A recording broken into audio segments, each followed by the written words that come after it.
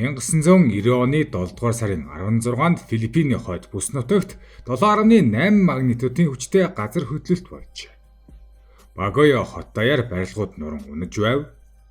Чичиргээнд нурж буй нэгэн зочид буудлын шатны хэсэгт 9 настай хүү дарагдан гацжээ. Хөлн нурангандор хавчуулагдсан байж энэ үед гэрийнхнийг гадагш гаргасан түүний буцсан үеж орон нурсан ан цаавуудын завсраар нэвтэрч хүүгээ олж гаргажээ. Хүүгээ аврахдаа тэр шүрмсээ тасалж энэ гэмтэл нь хизээж бүрэн идгээгүй. Гэхдээ газар хөдлөлтийн учруулсан хохирол зөвхөн тэр гэмтлэр дууссангүй. Тэдний эзэмшдэг зочид буудал бүрэн суурьч гэр бүлийн олон жилийн хөдөлмөр нуран болон үлдэв. Ингээд удалгүй тэд Филиппинээс явж шинэ амьдралаа Австралийн Сидней хотод эхлүүлсэн. Энд өнөөх нурангад дарагдж байсан хүүгийн аав болох Теди Гонзалес хуулийн мэргэжлэр дахин бэлтгэгдэж хуульч болсон. Тэр байшин барьж 2 хүүхдээ өсгөв. Нуранган доор байсан хүүч одоо нас биеинд хүрчээ. Гэвч 2001 оны 7 дугаар сард Сиднейд байх гэр бүлийн шинэ амьдралынх нь бэлэгдэл болсон тэр байшинд өнөөх хүү эцэг эх болон дүү охиноо хөнөөж. Энэ бол Австралийн хамгийн их олонний анхаарал татсан хэрэгүүдийн нэг болсон Сэф Гонзалесын хэрэг юм. Байгалийн гамшигаас амьд үлдэж бүхнийг шинээр босгосон гэр бүл эцэстээ дотроосоо сүрсэн дүү. Гонзалесын гэр бүл анх Филиппиний улсын Багио хотод амьдардаг байж. Эцэг Тэдийн хуульч мэргэжилтэй Лова гэх эмэгтэйтэй 1977 онд гэр бүл болсон. Тэдний хүү Сэф 1980 онд төрсөн бөгөөд 3 жилийн дараа охин Клодин мэндэлжээ. 1990 он гэхэд тэд тогтвортой амьдралтай болсон байв. Тэди хуульчийн хуваар ажиллаж гэр бүл нь 40 өрөө бүхий зочид буудалд хөрөнгө оруулалт хийсэн байсан.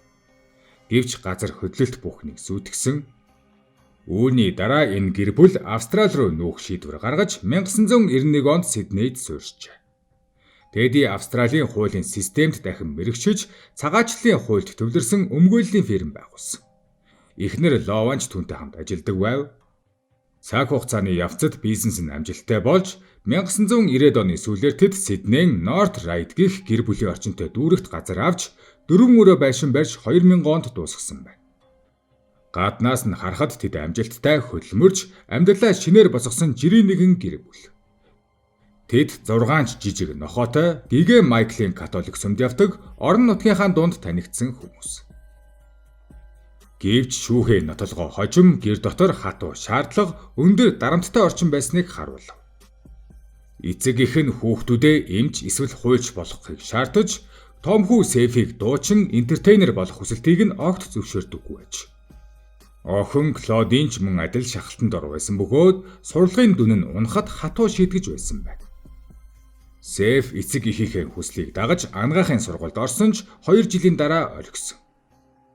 Дараа нь Маквари их сургуульд хуулийн ангид элсэн ч сурлагын байдал нь муу байсан тул хасагдах эрсдэлд хүрчээ.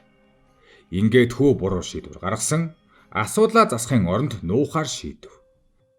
Тэр дүнгийн хуудасаа хуурамчаар үлдэж эцэг эхтэй худал бичиг баримт үзүүлв. Хэсэг хугацаанд энэ нь амжилттай болсон ч дүүн үүнийг мэдээд эцэг эхтэй хэлснээр бүх зүйл нуржээ. Эцэг эх нь ширэн уурлаж машин эрх ям өв хөрөнгө үлдээхгүй гэж ууралцгаас. Гэхдээ энэ нь анхны худлаа байсан зүйл биш байв. Том хүү Сэф танилуудаа өөрөөр хувилбараар амьдардаг гэж хэлдэг байж. Заримд нь тэр өөрийгөө хорт авдартай, заримд нь амжилттай бизнесмен, заримд нь шүтэн бишрэгч олонтой дуучин гэж өөрийгөө танилцуулдаг байсан байна. Тэр бүр өөрийгөө фэн сайттай гэж хүртэл зохиож, түүнийг шүтэн бишрэгчт нь ажилуулдаг мэтээр дүр эсгсэн тохиолдолж байсан. Прокурор түүнийг худлаа ярих эмгэгтэй гэж тодорхойлсон ч хамгийн хэцүү нь тэр худлаа ярьж байхдаа өөрөө ч бүрэн итгэлтэй харагддаг байсан явдал юм. Харин аллагын хэрэг бол гинэт ууралсны үр дүн биш байв. Эцэг эхтэйгээ зөрчилтэй болсны дараа тэр урьдчилан бодож төлөвлөгөө гаргаж эхлэв. Олон удаа буцах боломж байсан ч тэр зориуд үргэлжлүүлсэн. Шүүхийн мөрдөн байцаалтаар тэр 2001 оны ихэнх үеэс гэр бүлээ хөнөөхөөр шийджээ. 2001 оны 7 дугаар сарын 10-нд үдээс хойш 4 цаг орчимд Сэф гэр бүлийн өмгөөллийн газраас гараад Six Collins Street дэх гэртээ очижээ. Дүү Клодин өрөөндөө ганцаараа хичээлж байв. Харин Сэф гал тогооноос 2 хутга авч машинаасаа бейсболын цөхөрөө авсан байж. Дараа нь дүүгийнхээ өрөөнд орж хоолойг нь багал зуурдах гэж оролцсон. Толгоор нь бейсболын цохиураар дор хаяж 6 удаа зогсон бөгөөд дараа нь хэд хэдэн удаа хутгалав. Ингэж 18 настай охин дүүгээ тэр гэртээ хөнөөв. Харин тэр шууд гарч зүгтсэнгүй эцэг эхээ хүлээв. Түүнд аллагын шийдвэрээ эргэн бодох хангалттай хугацаа байсан ч тэр тэгээгүй. Орой 5:30 минутанд ээж Лова гэртээ ирэв. Сэф галтгоо болон зочны өрөөнд түн рүү хутгаар дайрч олон удаа хутгалсан. Ээжийнх нь амьсгалын гурс бүрэн таслагдсан байсан нь хожим илэрсэн. Орой 6 цагийн үед тэдний аав эгч болон түүний хүү ирсэн ч гэр дотор хачин нам гүн байдлыг анзаарч хаалга тогссон боловч хинч гарч ирээгүй тул буцсан. Харин удалгүй 6 цаг 50 минутанд аав Теди гэртээ иржээ. Сэф мөн түүн лүү хутгаар дайрч олон удаа шархтуулсан бөгөөд зүрх, уушиг, нурууны хэсэгт нь хүрсэн шархнууд байлаа. Теди хамгааж тэмцсэн шинжтэй байж гэр бүлийнхээ 3 гишүүнийг хөнөөснийхээ дараа Сэф хувцас зэвсгээ нууж усанд орж өөрийгөө цэвэрлэв. Дараа нь ханан дээр цэнхэр бодог шүршиж Fuck of Asians гэж бичсэн нь энэ хэргийг арьсангүний өшөө авалт мэд харагдуулах оролдлого байлаа. Дараа нь тэр найзынхаа гэрт очиж оройн хоол идэж тоглоомын төвөөр явж огт юу ч болоогүй мэд аашилсаар байсан.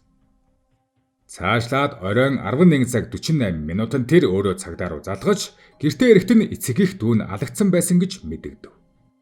Тэр халдлага үйлдэгчийг хөөсөн ч зүгтсэн гэж худлаа хэлсэн. Гэвч мөрдөн байцаалт эхлэмэгц олон зөрчил илэрч эхлэв. Хүчээр нэвтэрсэн уулмөр байгаагүй, эд зүйл алга болоогүй. Мөн Сэфийн хувцснаас ханд хэргэлсэн цэнхэр будхийн уулмөр илэрсэн. Гутлын мөрөнж олон газар сэжиг дагуулсан. Гэвч энэ хооронд Сэф хэвлэлээр гарч олон нийтээс хандив өгөхийг уриалж хэрвээ сэжигтнийг барьж өгвөл 100,000 австрали долларын шагнал амлжээ. Удалгүй оршуулгын ёслол дээр тэр эцэг их дүүгийнхээ тухай үг хэлж дүүгийнхээ дуу хүртэл дууссан. Гэвч тэр богино хугацаанд өв хөрөнгөө тооцож машинаа сольж үнэт эдлэлээ зарж шинэ амьдралын хэм маягт оржээ. Цагдаа нар Сэфийн утасны дуудлага интернет хайл зэргийг шалгахад тэр өмнө нь хортой ургамал, хортой үр судалсан нь илэрсэн. Ээж нь өмнө нь хоолны хордлого мэт өвдөж эмнэлэгт хэвтэж байсан нь үнэндээ түүний өгсөн хортой үртэй холбоотой байж болзошгүй гэж шүүх үзв.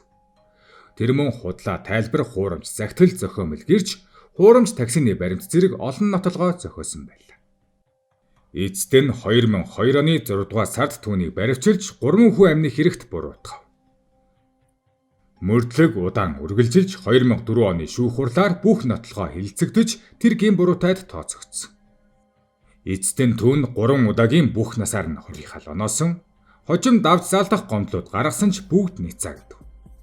2025 онд шинэ үндэслэлээр дахин давж заалдах эрх олгогдсон бөгөөд энэ нь PTSD болон хүүхдийн хүчирхийллийн тухай шинэ мэдээлэлтэй холбоотой байсан.